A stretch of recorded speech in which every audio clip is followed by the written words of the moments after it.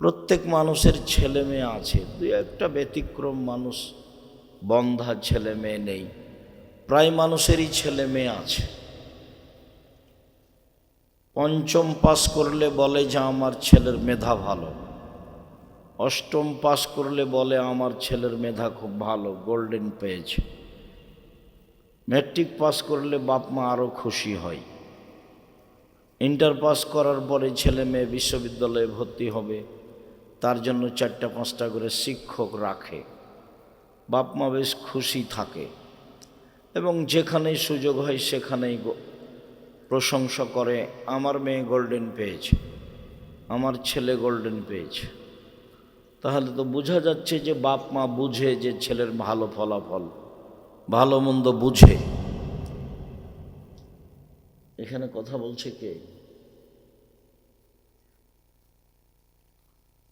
তোমরা হয়েছে, যাও বসো, দাঁড়িয়ে থাকে না এখানে কেউ।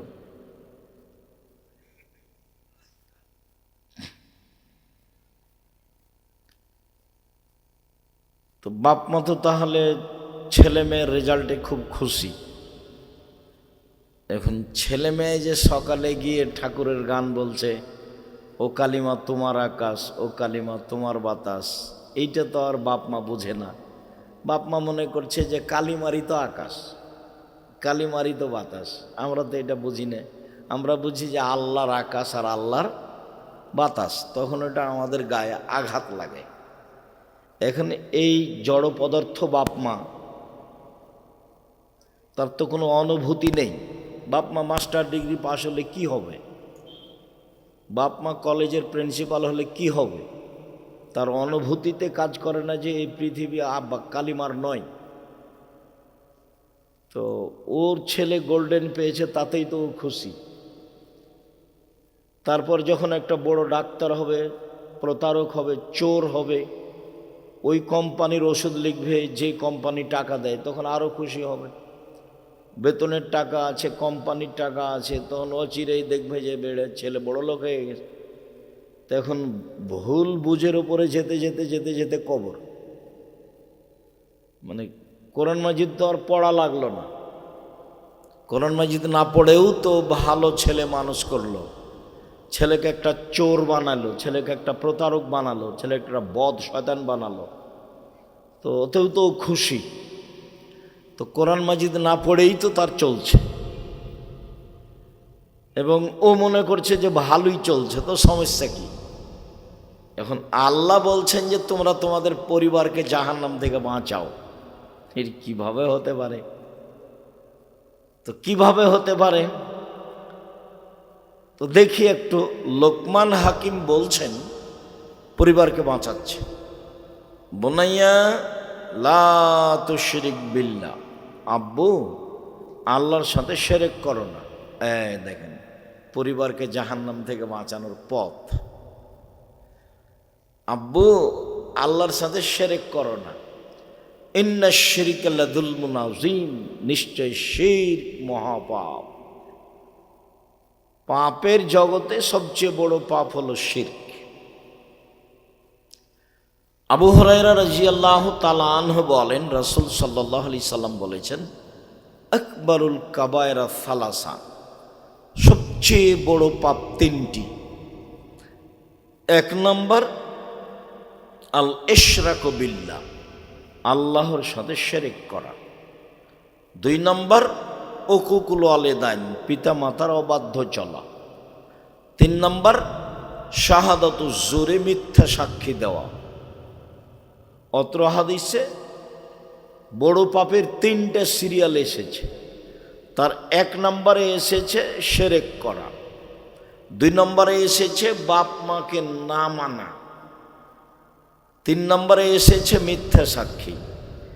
রাজশাহী জেলে শত হাজারো মানুষ আছে, 20, 25, 30 বছর থেকে, ও নিজেই জানে না আমি কেন জেলে।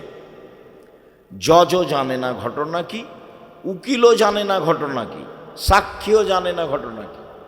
সাক্ষীকে 50,000 টাকা দিয়েছে, তখন সাক্ষী জজের সামনে গিয়ে বলছে আমি 2 চোখে মারতে দেখেছি। যার ব্যাপারে বলছে সেদিন তো ওখানে ছিল না, যার কারণে যে জেলে আসে সেও বুঝলো না সে খালি ভাবছে যে আমি কেন জেলে, আর দিনরাত বলছে শত্রুতা করে আমাকে জেলে দিল, শত্রুতা করে আমাকে জেলে দিল, আমি ওখানে ছিলাম না। ঘটনাই তো তাই। ওইও বুঝলো না যে আমি কেন জেলে, সাক্ষীও বুঝলো না আমি কেন সাক্ষী দিচ্ছি, উকিলও বুঝলো না যে আমি কিসের ওকালতি করছি, জজ তো জানেই না। তাহলে জানে কে? যে সাজিয়েছে সে। তো পরিবারকে বাঁচাবেন কিভাবে? আব্দুল্লাহ ইবনে মাসউদ রাদিয়াল্লাহু তাআলা আনহু বলেন, রাসূল সাল্লাল্লাহু আলাইহি সাল্লামকে জিজ্ঞাসা করা হয়েছিল, আইয়ু যুমবে আকবার, সবচেয়ে বড় পাপ কোনটি? এটা জিজ্ঞাসা। তখন আল্লাহ রাসূল বলছেন, আনতাদুল্লাহ নিদ্দানহা খালাকাক, তুমি আল্লাহর সাথে শিরক করবে অথচ আল্লাহ তোমাকে সৃষ্টি করেছেন, এইটা হলো সবচেয়ে বড় পাপ। দুই, আন্তাক্তলাও আল্লাহ দেখা খাসিয়াতায় তোমামা, সুখী সংসারের আশায়, শান্তিপূর্ণ সংসারের আশায় খাদ্যর ভয়ে ছেলেকে হত্যা করা দ্বিতীয় মহাপাপ। ভূতে ধরেছে সব বাপ মাকে, তাই সবাই মনে করছে যে একটা ছেলে একটা মেয়ে, ভালো সংসার, ওও বদ ওর মাও বদ, ওই ছেলে দুটো বদ, বদের গোড়া সব। ধর্ম থেকে তারা বহু দূরে, পশু প্রাণী। আল্লাহ বলছেন, বুঝেও বুঝে না ওরা অন্তর আছে, বুঝে না, দেখেও দেখে না ওরা চক্ষু আছে, দেখে না, শোনেও শোনে না ওরা কান আছে, শোনে না। উলাইকা কালা আনাম, তারা পশু প্রাণীর মতো, তারা গরু ছাগলের মতো, তারা কুকুর শ্রেণীর মতো, বালহুমাজাল, বরং তার চেয়ে খারাপ। আমি তো বলছি ও নিম্ন শ্রেণীর মানুষ, বদ, আর আল্লাহ বলছেন যে ও কুকুর শ্রেণীর চেয়ে খারাপ। যে মনে করলো একটা ছেলে মেয়ে আমার যথেষ্ট, এ দিয়ে আমার সুখী সংসার, ও না সংসার বুঝে, ও না ছেলে মেয়েকে লালন পালন করা বুঝে, ও না শিরক বুঝে, ও না বেদাত বুঝে। ও ইনকাম করে, বউ রান্না করে খায়, দিন কাটে, চাকরি করে, বউও হতো একটা চাকরি করে, বউও হতো বা হাই স্কুলের বা প্রাইমারির শিক্ষিকা, 20-25-30 হাজার টাকা বেতন পায়, দুইজনই টাকা ইনকাম করে, মনে করছে ভালোই আছি। অথচ এই ভালোটা হলো কুকুর শ্রীলের মতো। আমি বলিনি এই কথা, আর আমি আপনার পাশে থাকি, আপনাকে আমি কষ্ট দিতে আসিনি। আমি 90 সাল থেকে মাঠে আছি। আপনার জীবন যদি আমি কুকুর শ্রীলের মতো প্রমাণ করতে না পারি, আমি বক্তব্য দেব না।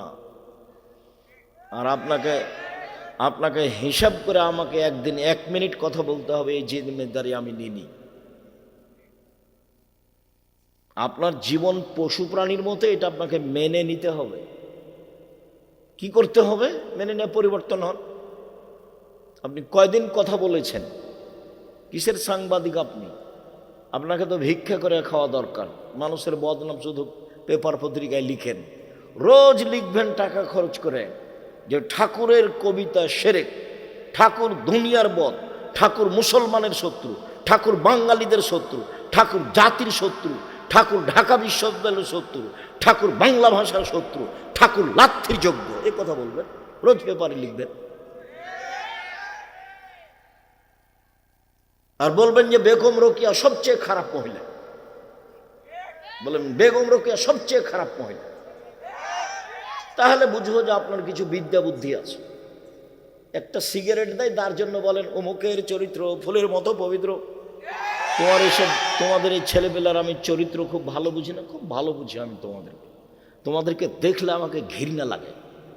যখন রাস্তায় ছুটো মোটর সাইকেল নিয়ে আর এই সেই নিয়ে, তখন তুমি মনে করো না যে আমি খুব ফুর্তিতে আছি, তোমাকে দেখলে আমাকে থুথু ফেলার ইচ্ছা হয়। তার মানে তুমি নিম্ন শ্রেণীর জাতির, তুমি সবচেয়ে খারাপ জাতির জন্য তুমি বোঝা। তুমি জাতির কি করতে পারো? তুমি জাতির কি করতে পারো? তোমার বড় ডাক্তার জাতির কি করতে পারে? ব্যতিক্রম আছে এই কথা আমি বলি না যে নেই। প্রায় ডাক্তারই যদি ওই কোম্পানির ওষুধ লেখে, যেই কোম্পানি তাকে টাকা দেয়, তো ডাক্তার না ও পশু। যে ইঞ্জিনিয়ার চুরি করে, ও আর বাপে বলেছে যে আমার ছেলে মেধাবী, গোল্ডেন পেয়েছে, লন্ডন থেকে পড়েছে, তো চুরি করে। একটা রাস্তা করতে দিলে যা টাকা দিয়েছে তার 3 ভাগ খেয়ে নেয়, 1 ভাগ কাজ করে। কিসের ইঞ্জিনিয়ারও? কে বলেছে ও জাতির জন্য কল্যাণ চাই? ও ওর জন্য চায় না, ওর বাপের জন্য চায় না, ওর মায়ের জন্য চায় না, ওর ছেলে মেয়ের জন্য চায় না। ও তো একটা আস্ত চোর। কি করতে পারে জাতি? শিক্ষা কাকে বলে? আল্লাহ নবী বলছেন, আল্লাহুম্মা ইন্নী আউযু বিকা মিন ইলমিন লা ইয়ানফা। ওই বিদ্যা চায় না যে বিদ্যা উপকার করে না। আল্লাহ তুমি আমাকে ওই বিদ্যা থেকে বাঁচাও যে বিদ্যা উপকার করে না। আল্লাহ তুমি ওই বিদ্যা থেকে বাঁচাও আমাকে যে বিদ্যা উপকার করে না। অমিন কালবিন লা ইয়াখশা। আল্লাহ তুমি ওই অন্তর দিও না যে অন্তর তোমার ভয়ে কাঁদে না। আল্লাহ তোমার কাছে ওই অন্তর থেকে বাঁচতে চায় যে অন্তর, যেই দেল, যে কলিজা তোমার ভয়ে কাঁদে না।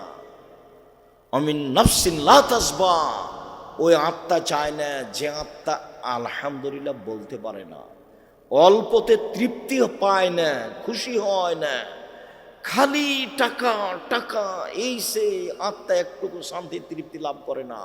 ওই আত্মা থেকে বাঁচাও, ওই আত্মা আমি চাই না। অমিন দাওয়াতিন লা ইস্তাজাবা লাহু। ওই দোয়া করতে চায় না যে দোয়া কবুল হয় না। রাসূল সাল্লাল্লাহু আলাইহি ওয়াসাল্লাম দিন রাত বলতেন, বুখারী মুসলিমের হাদিস। এইভাবেই বলতেন। তো যে বিদ্যা আপনাকে কবর দিল, আপনার ছেলেকে কবর দিল, আপনার মেয়েকে কবর দিল, আপনার পরিবারকে কবর দিল, সবাকে ধ্বংস করলো, সেই বিদ্যা নিয়ে আপনি খুশি হলেন কি করে? ছেলে আমার গোল্ডেন পেয়েছে, ছেলে আমার লন্ডনে থাকে, সিটিজেন নাগরিক হয়েছে। তো এটা আপনার কি কি উপকার আসলো? আপনি কি দিয়ে বুঝলেন এটা ভালো? আপনার অনুভূতি নাই, যার কারণে আল্লাহ বলছেন বুঝেও বুঝে না ওরা, অন্তর আছে বুঝে না, বুঝা দরকার ছিল। দেখেও দেখে না ওরা, চক্ষু আছে দেখে না, শোনেও শোনে না ওরা, কান আছে শোনে না, শোনা দরকার ছিল। উলায়েকা কালা আনাম, তারা পশু প্রাণীর মতো, তারা গরু ছাগলের মতো, তারা কুকুর ছেলের মতো, বালহুমাজাল, বরং তার চেয়ে খারাপ। একথা আমি বলিনি, একথা আল্লাহ তাআলা বলেছেন। আমার কিছু করার নেই এখানে। লোকমান হাকিম বলেন, আব্বু শিরক করো না, শিরক মহাপাপ। রাসূল সাল্লাল্লাহু আলাইহি সাল্লাম বলছেন যে লা তুশরিক বিল্লাহ ওয়া ইন কুতিলতা হুররিকতা। জালেম জুলুম করে হত্যা করলে নিহত হয়ে যাও, শিরক করো না। জালেম জুলুম করে জ্বালিয়ে দিলে আগুনে জ্বলে যাও, শিরক করো না। জ্বলে পুড়ে মরে যাও, শিরক করো না। নিহত হয়ে যাও, মারা যাও, মরে যাও, তবু শিরক করো না। শিরক মহাপাপ।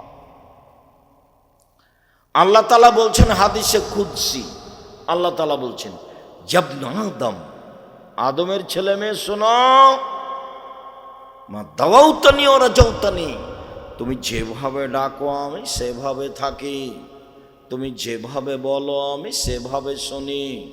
আদমের ছেলে মেয়ে শোনো, তুমি যেভাবে ডাকো আমি সেভাবে থাকি, তুমি যেভাবে বলো আমি সেভাবে শুনি, তুমি যেভাবে আশা পোষণ করো আমি পূর্ণ করে থাকি। তুমি ক্ষমা চাইলে ক্ষমা করে দিই, ওলা উবালি, পরোয়া করি না তুমি কত বড় পাপী, আমি পরোয়া করি না তুমি কত বড় পাপী, আমি পরোয়া করি না তুমি কত বড় পাপী।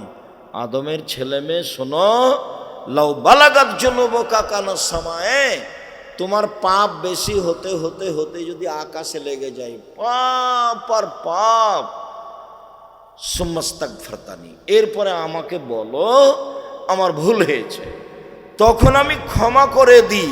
আমি পরোয়া করি না তুমি কত বড় পাপী, আমি পরোয়া করি না তুমি কত বড় পাপী। তুমি যেভাবে ডাকো আমি সেভাবে থাকি, তুমি যেভাবে আশা পোষণ করো সেভাবে আমি পূর্ণ করে থাকি। এটা হলো দুনিয়া। বিচারের মাঠে আল্লাহ আমাদের সামনে আসবেন। বিচারের মাঠে আল্লাহ আবার আমাদের সামনে আসবেন। আমাদের সামনে এসে কিয়ামতের মাঠে আল্লাহ বলবেন, ইবনা আদম, আদমের ছেলে মেয়ে শোনো,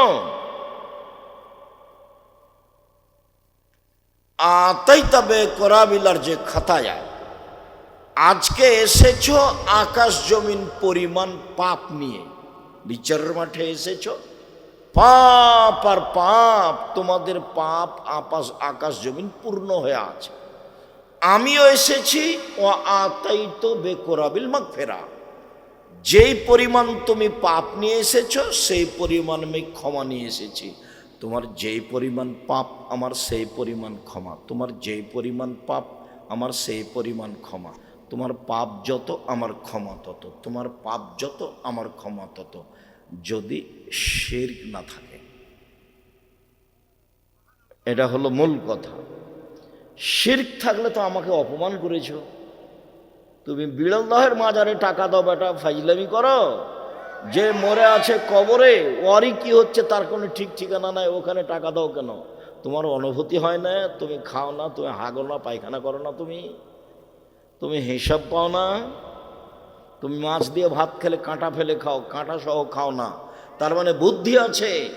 ওই কবরে যে আছে সে তোমার কি করতে পারে, ওরই কি অবস্থা সেই কে জানে। আর তুমি সেখানে টাকা দাও মানে ফকির পাও না? ফকিরকে টাকা দাও, ওই যে দিন রাত হাত পেতে চাচ্ছে। শুনুন, দাপট দেখিয়ে টিকা যাবে না। 45 মিনিট সময়, ক্ষমতা দেখিয়ে টিকা যায় না। জুলুমের ফল খুব খারাপ। আল্লাহ রসুল বলছেন, হত্যাকু জুলমা ফাইনা জুলমা জুলুমাতুন, অত্যাচার থেকে বেঁচে থাকো, অত্যাচার অন্ধকার। মানুষের উপরে জুলুম হয় জমি দখল করলে, পিটালে, জেলে দিলে, হাজতে দিলে। আর আল্লাহর উপরে জুলুম করা হয় শিরক করলে। মানুষই জুলুম সহ্য করে না, তা আল্লাহ কি দিয়ে সহ্য করবে? জুলুম করে, ক্ষমতা দেখিয়ে, দাপট দেখিয়ে, হইচই করে, জমি দখল করে, মারামারি করে, মানুষকে অপমান করে, লুটতরাজ করে, রাহাজানি করে বেঁচে থাকার চেষ্টা করিয়েন না, ভুল সিদ্ধান্ত। মাটির মানুষ দুদিন বাঁচতে এসে নরম হয়ে বাঁচেন। 5 ওয়াক্ত সালাত, হালাল রুজি, কোরআন তেলাওয়াত, আড্ডা পিটা হারাম, জান্নাত হবে ইনশাআল্লাহ। আড্ডা পিটা কি? এই যে মোবাইলে ল্যাংটা মেয়ে দেখা ঘন্টার ঘন্টা, এটা একটা আড্ডা পিটা। আর একটা আড্ডা পেটে কি? ওই যে দোকানে বসে আছেন, ল্যাংটা মেয়ে নাচছে, মাথায় টুপি আছে, এর গল্প ওর গল্প, চেয়ারম্যান মেম্বার কি করলো, চুরি করলো, কাকে মারলো, এগুলো বলছে। সুদ মহাপাপ, এ কথা ঠিক। সুদের যে ভাষা আল্লাহ নবী উল্লেখ করেছেন, পৃথিবীতে কোনো পাপের ভাষা এরকম নয়। সুদের ভাষা শুনলেই কেমন কেমন লাগে।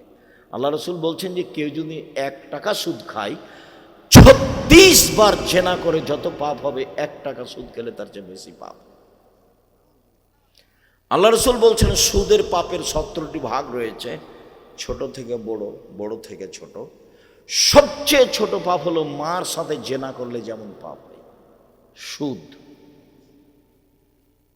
শিরক মহাপাপ, ভাষা এমন নয়। বাপ মায়ের অবাধ্য চলা মহাপাপ, ভাষা এমন নয়। মিথ্যা সাক্ষী মহাপাপ, ভাষা এমন নয়। সন্তান হত্যা করা মহাপাপ, ভাষা এমন নয়। মানুষ হত্যা করা মহাপাপ, ভাষা এমন নয়। জোর করে জমি দখল করা মহাপাপ, ভাষা এরকম নয়। পৃথিবীতে সবচেয়ে দুঃখজনক, কষ্টদায়ক, ব্যথাকর, মানে অবাক ভাষা হলো সুদের ভাষা। কে যদি জেনে শুনে 1 টাকা সুদ খায়, 36 বার জেনা করে যত পাপ হবে, 1 টাকা সুদ খেলে তার চেয়ে বেশি পাপ হবে। বাংলাদেশের মাটিতে এমন কোনো ব্যাংকিং ব্যবস্থা নাই যেটা সুদমুক্ত, এমন কোনো ইন্স্যুরেন্স নেই যেটা সুদমুক্ত। উপার্জনের পথ 4টা। 1, দিন মজুরি, সন্ধ্যায় টাকা শেষ, জীবন শেষ, বাস। 2, চাকরি, 25 দিনে টাকা শেষ হবে, 5 দিন ধার কর্য করে চলবে, জীবনও শেষ, সবই শেষ। 3, জমি চাষ, হয় সমান সমান না হয় লস, হয় সমান সমান না হয় লস। 4, ব্যবসা, সেটা চকলেটের হোক না হয় বাদামের। বাদাম বিক্রি বুঝেন আপনারা? তোমরা বাদাম বিক্রি বুঝো?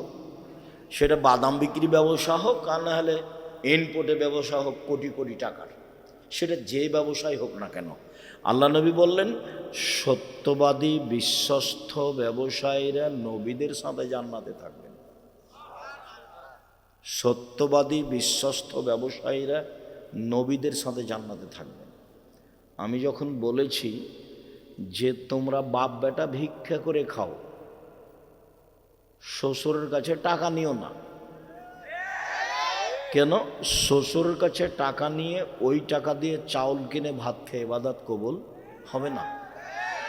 শ্বশুরের কাছে টাকা নিয়ে ওই টাকা দিয়ে চাউল কিনে ভাত খেয়ে ইবাদত কবুল হবে না। ভিক্ষা করা টাকা দিয়ে চাউল কিনে ভাত খেয়ে ইবাদত কবুল হবে। ভিক্ষা উপার্জনের সবচেয়ে জায়েজ অপছন্দ পথ। 1 নম্বর পথ ব্যবসা, 2 নম্বর পথ জমি চাষ চাকরি, 3 নম্বর পথ জমি চাষ, 4 নম্বর পথ দিন মজুরি কিষান কামলা, এ হলো উপার্জনের পথ। 5 নম্বর পথ ভালো নয়, সেটা হলো ভিক্ষা করা। ভিক্ষা করা টাকা দিয়ে চাউল কিনে ভাত খেয়ে ইবাদত কবুল হবে, কিন্তু শ্বশুরের কাছে টাকা নিয়ে ওই টাকা দিয়ে চাউল কিনে ভাত খেয়ে ইবাদত কবুল হবে না। ওটা হারাম টাকা, ওটা সন্ধ্যা হতে হতে ফেরত দিতে হবে। ফাজলামি করো বাপ বেটা, শ্বশুরের মোটর সাইকেল নিয়ে তোমার বাপও চড়ে, তুমিও চড়ো। তো তোমার বাপ তোমাকে, তোমার শ্বশুর তোমাকে খুশি হয়ে দিয়েছে, ফালতু কথা বলো। তোমার শ্বশুর মোটর সাইকেলটা ভিক্ষুককে দিতে দেখি, সব ফাজলামি করো। তোমরা বাপ বেটার মুখখান কালো হয়ে আছে, দেখো। তোমার বাপকে যদি আমি পশু প্রাণীর চেয়ে খারাপ প্রমাণ করতে না পারি, আমি বক্তব্য দেব না, এখনই সালাম দিয়ে উঠে যাব। তোমার বাপের কাছে আমি জিম্মি নই। 90 সাল থেকে আমি মাঠে আছি, এই দেশের কোনো মানুষের কাছে আমি জিম্মি নই, 1 মিনিটের জন্য নই, 1 মিনিটের জন্য নই। আজও যে তোমার কাছে এসেছি অগ্রিম পাথর নিয়ে আসিনি, এমনি এসেছি। 30 বছরে কোনোদিন মানুষের কাছে পথ খরচ চাইনি, 35 বছরে। আমি জিম্মি নই তোমার কাছে।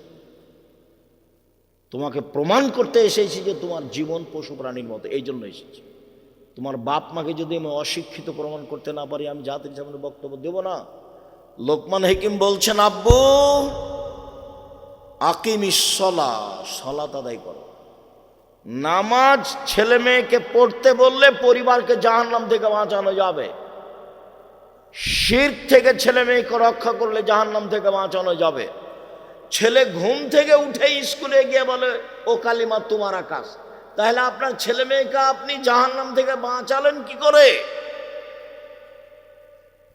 এই সুবাদে আরো বলছি, আমি এই দেশের মাটিতে উন্নত মানের প্রতিষ্ঠান গড়বই ইনশাআল্লাহ, যেখানে ছেলে মেয়ে বাংলা ইংরেজি আরবি উন্নত মানের শিক্ষা অর্জন করে জাতির অন্যায়ের বিরুদ্ধে লড়বে, মুখে কলমে মিডিয়ায় লড়বে ইনশাআল্লাহ।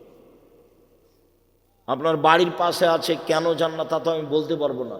ডাঙ্গিপাড়া 50 বিঘা জমির উপরে, 50 বিঘা জমির উপরে জামিয়া সালাফিয়ায় 5000-এর বেশি ছেলে মেয়ে পড়াশোনা করে। 300 জন শিক্ষক শিক্ষিকা আছে দেশ বিদেশের। 40 লক্ষ টাকা মাসে বেতন লাগে, 40 লক্ষ। দেখতে গেছেন কোনোদিন? দেখতে যান না কেন? নিজের ছেলে মেয়েকে বাঁচানোর চেষ্টা করেন। আপনি খুশি হয়েছেন, গোল্ডেন পেয়েছে ছেলে, আমিও খুশি, কিন্তু ছেলে যে চোর সেটার জবাব কি? বড় ডাক্তার সেদিন আসলে, কি গ্রামের নাম, ধাদাস, সেদিন আসলো ধাদাস। সেদিন তো আপনার ছেলে গাড়ি থেকে নামলো, আপনিও খুশি। পিজি হাসপাতালের চাকরি করে, 3 লাখ টাকা বেতন মাসে, গাড়ি থেকে নামলো, এসে গ্রামের মা চাচিও খুব খুশি।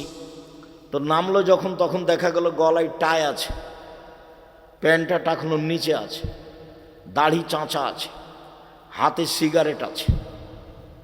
একটু পরে বৌমা গাড়ি থেকে নামলো, গায়ে হালকা হালকা কাপড় আছে। একটু পরে নাতনি গাড়ি থেকে নামলো, গায়ে তেমন কাপড় নেই। দেখা গেল গাড়ির পিছন দিকে কুকুর আছে। তো আপনি এটা দেখে কি বুঝলেন? আপনার ছেলে মেধাবী, আমি এটা বুঝলাম। গোল্ডেন পেয়েছে, এটাও বুঝলাম। লন্ডন থেকে পড়ে এসেছে, এটাও বুঝলাম। পিজি হাসপাতালে ডাক্তারি করে, এটাও বুঝলাম। তারপরে আপনি বলেন,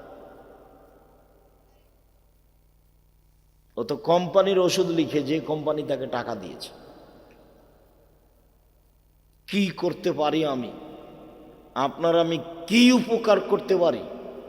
আপনার অবস্থা দেখলে চাঁপাইনবাবগঞ্জের একটা এলাকার ভাষা মনে পড়ে, সেটা হলো আমও গেল, ছালাও গেল, কাঁদতে কাঁদতে দুই চোখও গেল, মানে সবই গেছে। আপনিও খুশি, আপনার স্ত্রীও খুশি, দুইজনেই খুশি। ছেলে চাকরি করে, 3 লাখ টাকা বেতন, মাও খুশি, বাপও খুশি। কেমন জীবন এটা? জীবনটা কেমন? লোকমান হাকিম বলছেন, আব্বু, পরিবার জাহান্নাম থেকে বাঁচাতে হবে। শিরক করো না আব্বু, শিরক মহাপাপ, জাতির উপকার। 2, সালাত আদায় করো। 3, ভালো কাজের আদেশ করো, মন্দ কাজের নিষেধ করো। এতে সমস্যা আসবে, ধৈর্য ধারণ করো। পৃথিবীতে মানুষের জীবনে সবচেয়ে বড় কাজ ধৈর্য ধারণ করা। মানুষের জীবনে যত কাজ আছে